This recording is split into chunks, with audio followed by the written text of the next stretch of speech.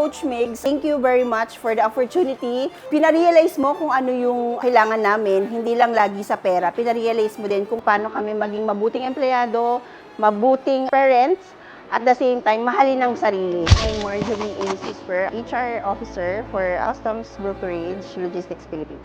Before seminars and workshop, nagkakaroon kami ng mga pagkakataon na problema in terms of communications, lack of accountability sa opisina. Na-realize namin na isa sa pinaka-example na maging okay na empleyado is sumunod doon sa hinihingi ng kumpanya kung ano yung kailangan sa amin.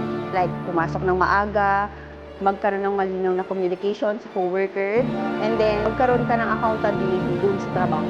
As an HR, sa team namin, ako yung pinakamas nagiging ehemplo or modelo sa team namin. So, kailangan ko siyang i-practice na ako mismo is hindi malilate. In terms of accountability, alam ko yung dapat yung trabaho ko para nakikita nila.